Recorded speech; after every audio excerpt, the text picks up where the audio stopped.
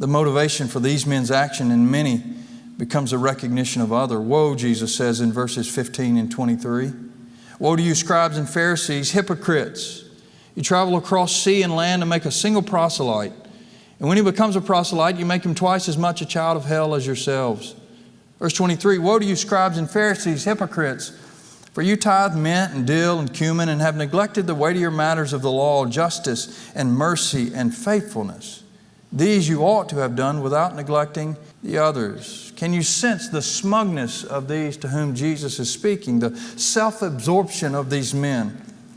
Watch how far I'll go to gain a follower, or what length I will go to impress you upon you with my giving. There's danger in spiritual responsibility that must be weighed. To occupy a God-ordained position, there is a weighty responsibility, and I speak from experience today lightly. People enjoy doing nice things for you. And honestly, it does mean something to me personally. They like being nice to preachers. I've met a lot of really nice people. And it's because there's a lot of really mean people out there too. And the Lord in His graciousness surrounds you sometimes with both. To remind you, you're just as sorry as you always were without Him. You are incapable. And then sometimes in His graciousness, He gives you a double portion of kindness, people who are kind towards you.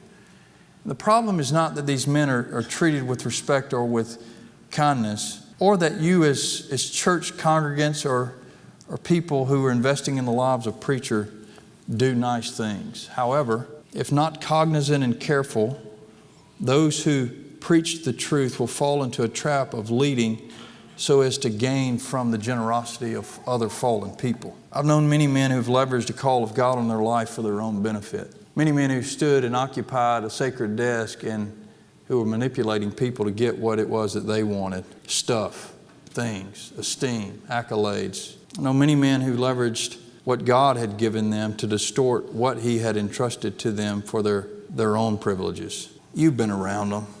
You've been around long enough to know that there are spiritual leaders and preachers who demand to be treated as if they are superior. They walk into a restaurant and they try to find somebody they know as quick as they can so they don't have to pay for their meals. You don't know what that does to me in my spirit. When I see that, I'll get in the flesh quick. It's a sense of entitlement. And yet what we see in this passage is not only the rebukes and the woes, but a call of the church's attention to it. Pay attention to where you're getting your information and watch the one who is serving, that he is not serving for the sake of highlighting himself. Because the danger is to love the position and the perks more than the Savior. That's the danger. The danger is to love the perks more than you love the Savior.